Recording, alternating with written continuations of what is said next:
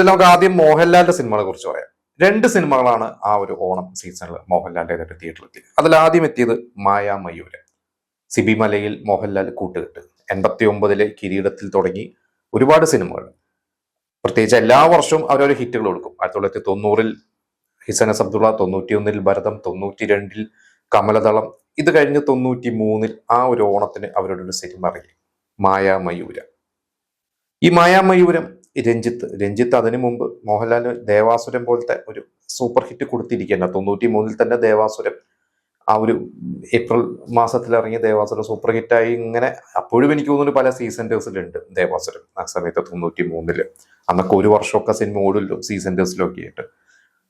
മായാമയൂരം നമുക്കറിയാം ആ ഒരു സിനിമയെ കുറിച്ച്. ഗുഡ് നൈറ്റ് ഫിലിം മോഹൻ അദ്ദേഹമാണ് പ്രൊഡ്യൂസ് ചെയ്തിട്ടുള്ളത്. ആ ഒരു സിനിമ അന്ന് തിയേറ്ററിൽ പരാജയമായിരുന്നു. കാരണം ഗുട്ടൻ മോഹൻ തന്നെ പറഞ്ഞിട്ടുണ്ട് ആ സിനിമയെ കുറിച്ച്. അതിന്റെ ഒരു ആദ്യത്തെ തുടക്കം, ഒരു ഫസ്റ്റ് ഹാഫ് ഒക്കെ ആയിരിക്കും അതിൽ മോഹൻലാലിന്റെ ഒരു കഥാപാത്രം, നരേന്ദ്രൻ എന്ന കഥാപാത്രം മരിക്കുന്നു. പിന്നെ സെക്കൻഡ് ഹാഫ് ഒരു വേറൊരു കഥയായി പോയി. അത് രഞ്ജിത്ത് സിബിമലയിൽ അത് കൺവിൻസിങ് ആയിരുന്നു. അതൊരിക്കലും മോശം കഥയല്ല, നല്ല ഒരു കഥയും നല്ലൊരു സിനിമയും നല്ല പാട്ടുകളൊക്കെയാണ്. പക്ഷെ ആളുകൾ ആ തുടക്കത്തെ ഒരു മൂഡിൽ മാറി വേറൊരു മൂഡിലോട്ട് വന്നു കഴിഞ്ഞപ്പോൾ ആളുകൾ എവിടെയോ എന്തോ ഡിസ്ട്രാക്റ്റഡ് ആയി, ആളുകൾക്ക് അത് കൺവിൻസിങ് ആയില്ല. സിനിമ ഒന്ന് തിയേറ്ററിൽ പരാജയമായിരുന്നു. മറ്റൊരു സിനിമ ഗാന്ധർവം, സംഗീത് ശിവൻ, മോഹൻലാൽ. അതൊരു ശരിക്കും പറഞ്ഞാൽ ഒരു ഗംഭീര സിനിമ തന്നെയാണ് ഇന്ന് കാണുമ്പോൾ. കാരണം ആ സിനിമ അന്ന് മലയാളത്തിൽ നമ്മൾ കാണാത്ത തരത്തിലുള്ള ഒരു പാറ്റേൺ ആണ്. ശരിക്കും ഒരു തെലുങ്ക് സിനിമയൊക്കെ പോലെ, തെലുങ്കിലെ ചില റോഡ് മൂവീസ് ഒക്കെ നമ്മൾ ആ സമയത്തൊക്കെ, രാം ഗോപാൽ വർമ്മയുടെ സിനിമകളും അല്ലാതെ കുറെ ഹിന്ദി സിനിമകളൊക്കെ ഉണ്ട്.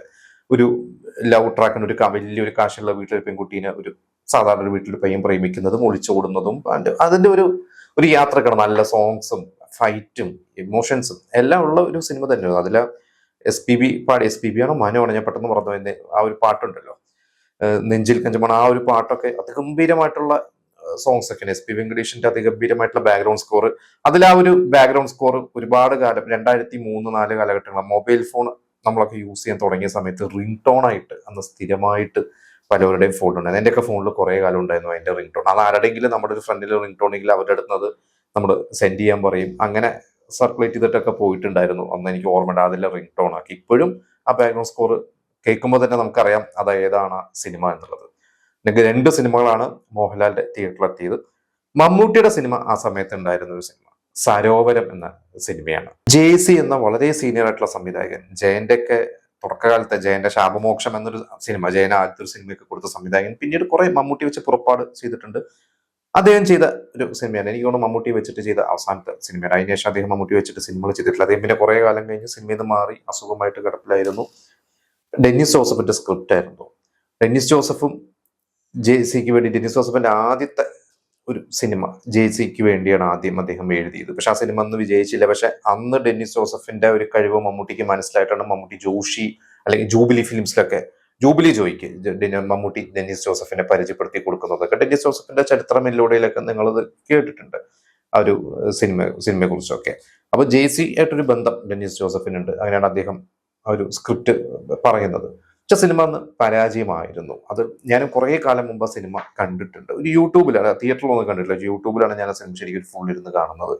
ഒരു പ്രത്യേക സിനിമയാണ്. മമ്മൂട്ടി അതിലൊരു മ്യൂസീഷ്യനൊക്കെ ആയിട്ട് പുറത്തുനിന്ന് ബോംബെ ഇവിടുന്ന് വരുന്നതാണ്. നരേന്ദ്രപ്രസാദ്, ജയസുധ ഉണ്ട് അതിൽ. ഒരു ജയസുധയും നല്ലൊരു റോളാണ് ആ ഒരു സിനിമയിൽ ചെയ്തിരിക്കുന്നത്. പക്ഷെ ആ സിനിമ അന്ന് എന്തോ ആളുകൾക്ക് ഇഷ്ടപ്പെട്ടില്ല. മമ്മൂട്ടിയുടെ ആരാധകർക്ക് തൃപ്തി വന്നില്ല ആ ഒരു സിനിമ. അടുത്ത സിനിമ എന്റെ ഭയങ്കര ഫേവറേറ്റ് സിനിമയായിരുന്നു. ഇപ്പൊ കണ്ടിട്ട് കുറേയായി, പക്ഷെ അന്ന് കുട്ടിക്കാലത്ത് കാസറ്റ് എടുത്ത് കണ്ടിട്ടുള്ള സിനിമയാണ് ഓഫ് ആബി. ശ്രീകുട്ടൻ എന്ന ഡയറക്ടർ, തക്ഷശിയിലെ ഒക്കെ ഡയറക്ട് ചെയ്തിട്ടുള്ള ശ്രീകുട്ടനാണ് ഡയറക്ട് ചെയ്തിരിക്കുന്നത്. അദ്ദേഹം ഹരിഹരന്റെ അസോസിയേറ്റ് ആയിരുന്നു. നല്ലൊരു ഫിലിം മേക്കർ ആയിരുന്നു. പക്ഷെ അദ്ദേഹം എന്തോ അധികം സിനിമകളൊന്നും ചെയ്യാൻ പറ്റിയിട്ടില്ല. അതില് തമിഴ് നടൻ നാഗേഷ് ഉണ്ട്. പിന്നെ ഒരു പുതുമുഖ നടനാണ് അതിൽ അഭിനയിച്ചിരിക്കുന്നത്. പുതുമുഖ ഒരു നായകനാണ്. പിന്നെ തിലകനുണ്ട്, ശ്രീവിദ്യ ഉണ്ട്, നാസർ ഉണ്ട്. വലിയ സ്റ്റാർ കാസ്റ്റ് ആയിരുന്നു ആ സമയത്തെ. നമുക്കറിയാം, ഒരു അനിമേഷൻ മൂവിയാണ്. മലയാളത്തിൽ അത്തരത്തിലുള്ള സിനിമ ആദ്യമായിട്ടാണ് വരുന്നത്. അതുകൊണ്ടായിരിക്കാം അന്ന് തിയേറ്ററിൽ അത് വിചാരിച്ച പോലെ ഒരു അംഗീകാരം കിട്ടിയില്ല. പക്ഷെ ഇന്നും അതിലെ ചില സീൻസിനെ കുറിച്ച്, അതിനെക്കുറിച്ചുള്ള സിനിമയെ കുറിച്ച് കുറെ ചർച്ചകളൊക്കെ പലപ്പോഴും സോഷ്യൽ മീഡിയയിൽ വരാറുണ്ട്. ഇടയ്ക്ക് ശ്രീകുട്ടൻ ഡയറക്ടറിന് അദ്ദേഹം തന്നെ അതിനെക്കുറിച്ചുള്ള കമന്റുകളൊക്കെ ചിലൊക്കെ കമന്റ് ചെയ്യുന്നതൊക്കെ ഞാൻ ഫേസ്ബുക്കിൽ പല ഗ്രൂപ്പുകളും കണ്ടിട്ടുണ്ട്. പിന്നെ മറ്റൊരു സിനിമ ജയറാം അഭിനയിച്ച ആഗ്നേയം. PG വിശ്വംഭരൻ സംവിധാനം ചെയ്ത സിനിമയാണ്. കല്ലു ഡെന്നിസിന്റെ സ്ക്രിപ്റ്റാണ്. ഗൗതമി സിദ്ദിഖ്. ആഗ്നേയം ഈ കാസറ്റ് എടുത്തിട്ടൊക്കെയാണ് ഞാനത് കണ്ടിട്ടുള്ളത്. അതിൽ ജയറാം ഒരു ഡോക്ടറാണ്. ജയറാം ജയിലിൽ ഒന്നും ഒരു കൊലപാതക കുറ്റത്തിന് ജയിലിൽ ചാടുന്നതും ഒരു ചെറിയൊരു സസ്പെൻസ് ഒക്കെ സിനിമയിലുണ്ട്. പക്ഷെ അതും അന്ന് വിചാരിച്ച പോലെ തിയേറ്ററിൽ ആ സിനിമ അന്ന് ഏറ്റില്ല. പിന്നെയാണ് അടുത്ത സിനിമ ഞാൻ നേരത്തെ പറഞ്ഞ ആ ഓണം ബോക്സ് ഓഫീസ് തൂക്കിയ സിനിമ അദ്ദേഹം എന്ന ഇദ്ദേഹം. വിജയ് തമ്പി അന്ന് ഒരുപാട് ഹിറ്റുകൾ ഇത് രണ്ടാം നിര നടന്മാരെ വെച്ചിട്ടൊക്കെ അന്ന് എടുക്കുന്ന ഒരു സമയമാണ്. വിജയ് തമ്പിയുടെ സ്വന്തം ആളാണ് സിദ്ദിഖ്. ഇതിൽ സിദ്ദിഖും ജഗദീഷും പിന്നെ മാധു ഉണ്ട്. ഒരുപാട് സ്റ്റാർ കാസ്റ്റ് ഉള്ള ഒരു സിനിമ തന്നെയാണ് അത്. അദ്ദേഹത്തിന്റെ സിയാദ് കോക്കറാണ് പ്രൊഡ്യൂസ് ചെയ്തിരിക്കുന്നത്. ജയപള്ളാശ്ശേരിയാണ് അത് എഴുതിയിരിക്കുന്നത്. അതൊരു കോമഡി സിനിമയല്ല, കോമഡി ഉണ്ട്, എന്നാൽ ഒരു ത്രില്ലിംഗ് മൂഡിലുള്ള കുറേ സിദ്ദിഖിന്റെ ഒക്കെ നല്ലൊരു ആക്ഷൻ ഓറിയന്റഡ് ഒരു ക്യാരക്ടർ തന്നെയായിരുന്നു. ശരിക്കും ഇത്രയും സിനിമകളിൽ വെച്ചിട്ട് അന്ന് സരോവരൊക്കെ അന്ന് വിചാരിച്ച പോലെ സ്വീകരിക്കാതെ പോയ ഒരു സിനിമയാണ്. മായാമയൂരം നേരത്തെ ഞാൻ പറഞ്ഞു. ഗാന്ധർവവും അങ്ങനെ വൻ വിജയമായി പോയില്ല. നല്ല ബഡ്ജറ്റും ഒക്കെ ഉള്ളതുകൊണ്ടായിരിക്കാം. പക്ഷെ ഒരു വിഭാഗം കുറച്ച് ആളുകൾക്ക് ഇഷ്ടപ്പെട്ടു, പക്ഷെ കുറെ പേർക്ക് ഇഷ്ടപ്പെട്ടില്ല. എന്റെ ക്ലൈമാക്സ് ഒക്കെ ആ സമയത്തൊക്കെ ആയപ്പോഴേക്കും കുറെ കൈ വിട്ടുപോയി. തിയേറ്ററിൽ കൂവലായിരുന്നു ഇതൊക്കെ. ഞാൻ ആ സിനിമ ഒന്നും തിയേറ്ററിൽ കണ്ടിട്ടില്ല, പക്ഷെ പറഞ്ഞു കേട്ടിട്ടുണ്ട്. പിന്നെ ഓഫാബി നേരത്തെ ഞാൻ പറഞ്ഞ പോലെ അതങ്ങനെ പോയി. ആഗ്നേയം അങ്ങനെ പോയി. പക്ഷെ ഈ കൂട്ടത്തിൽ അന്ന് കളക്ഷൻ ഒരുപക്ഷെ ഗാന്ധർവത്തിനായിരിക്കാം, പക്ഷെ ബഡ്ജറ്റ് വെച്ച് നോക്കുമ്പോൾ ഏറ്റവും കൂടുതൽ ലാഭം കിട്ടിയത് ഇദ്ദേഹം എന്ന സിനിമ തന്നെയാണ്. ഈ പറയുന്ന സിനിമകളൊന്നും ഞാൻ അന്ന് തിയേറ്ററിൽ കണ്ടിട്ടില്ല. പക്ഷെ ആ വെക്കേഷൻ സമയത്ത് ഞാൻ തിയേറ്ററിൽ കണ്ട സിനിമ എന്ന് പറയുന്നത് അന്ന് കേരളത്തിൽ തരംഗമായി ഓടിക്കൊണ്ടിരിക്കുന്ന ജെന്റിൽമാൻ ആണ്. തൃശ്ശൂര് രാഗം തിയേറ്ററിലാണ് ജെന്റിൽമാൻ കാണാൻ വേണ്ടി ഞാൻ പോകുന്നത്. ആ ഒരു വെക്കേഷൻ തുടങ്ങുന്ന ഒരു സമയത്ത് അന്ന് രാഗം തിയേറ്ററിൽ ജെന്റിൽമാൻ കാണാൻ പോകുമ്പോൾ നല്ല തിരക്കാണ്. അന്ന് എല്ലാവരും പറഞ്ഞു മായാമയൂരം, അന്ന് രാമദാസ് തിയേറ്റർ ഇറങ്ങി. മായാമയൂരം ഇറങ്ങിയിട്ടുണ്ട്, എനിക്കൊന്നും ഇറങ്ങി കുറച്ച് ദിവസമായി.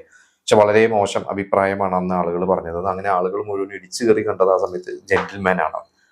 പിന്നെ ഇദ്ദേഹം തൃശ്ശൂർ രാഗം തിയേറ്ററിൽ, അത് പിന്നീടാണ് ഇറങ്ങിയിട്ടുള്ളത്. എനിക്ക് ഓർമ്മയുണ്ട്, ഇറങ്ങിയതൊക്കെ ഓർമ്മയുണ്ട്. സരോവരം ബിന്ദു തിയേറ്ററിലാണ്.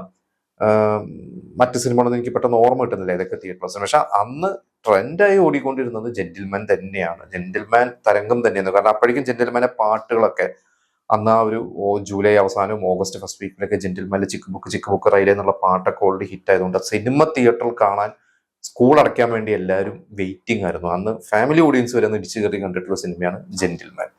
പിന്നെ അന്ന് ബട്ടർഫ്ലൈസ് സിനിമ അതിന് മുമ്പ്, ഓണത്തിനൊക്കെ മുമ്പ് തിയേറ്ററിൽ ഇറങ്ങിയിരുന്നു. ബട്ടർഫ്ലൈസ് വന്ന് പല ബി സെന്റേഴ്സിലും പിന്നീട് സി സെന്റേഴ്സിലൊക്കെ അന്ന് ഓടിയിരുന്ന ഓർമ്മയുണ്ട്. അപ്പൊ ഇതൊക്കെയാണ് 93 ഓണം സീസണിനെ കുറിച്ചുള്ള എന്റെ അറിവുകളും. എന്റെ ഫേവറേറ്റ് സിനിമ ഞാൻ പറഞ്ഞ പോലെ ഓഫാബി എനിക്ക് ഭയങ്കര ഇഷ്ടപ്പെട്ട സിനിമയായിരുന്നു. അത് പിന്നീട് കാസറ്റ് ഉണ്ട്. ആ ഓഫാബി എന്നുള്ളൊരു സോങ് ഒക്കെ അത് എപ്പോഴും കേട്ടിരുന്ന ഓർമ്മയുണ്ട്. ഇദ്ദേഹം രസമുള്ള സിനിമയാണ്. ഗാന്ധർവവും നല്ല രസമുള്ള സിനിമയാണ്. എനിക്ക് ഗാന്ധർവം പലപ്പോഴും ഇപ്പൊ റിപ്പീറ്റ് ആയിട്ട് പലപ്പോഴും അതിലെ പാട്ടുകളും സീൻസും മോഹൻലാലിന്റെ ഡാൻസും ഒക്കെ അതിഗംഭീരമായിട്ട് കാണാം. നല്ലൊരു മേക്കിംഗ് ആണ് ആ സിനിമ കണ്ടു കഴിഞ്ഞാൽ. ഭയങ്കര ഒരു ഫീലാണ്. അത് സംഗീത് ശിവന്റെ ഒരു ഗംഭീര ഫിലിം മേക്കർ തന്നെയാണ് സംഗീത് ശിവൻ. അപ്പൊ നിങ്ങൾ ആരെങ്കിലും ഈ സിനിമകളൊക്കെ ഒന്ന് തിയേറ്ററിൽ കണ്ടിട്ടുണ്ടെങ്കിൽ നിങ്ങൾ അന്നത്തെ എക്സ്പീരിയൻസ്, പ്രത്യേകിച്ച് മായാമയൂരം ഞാൻ ആ സിനിമയുടെ കഥയൊക്കെ അറിഞ്ഞ ശേഷം പിന്നീട് കാസറ്റ് എടുത്ത് കണ്ടിട്ടില്ല. പക്ഷെ ഇതേപോലെ മോഹൻലാൽ അന്ന് ആദ്യമായിട്ടൊന്ന് തിയേറ്ററിൽ കാണുമ്പോൾ മോഹൻലാൽ മരിക്കുന്നു, എന്നിട്ട് പിന്നീട് വേറൊരു മോഹൻലാൽ വെള്ളത്തിൽ നിന്ന് പൊന്തി വരുന്നു. അതൊക്കെ നിങ്ങൾ ആരെങ്കിലും ഒന്ന് തിയേറ്ററിൽ കണ്ടിട്ടുണ്ടെങ്കിൽ നിങ്ങൾ അതിന്റെയൊക്കെ എക്സ്പീരിയൻസ് നമുക്ക് ഷെയർ ചെയ്യാം.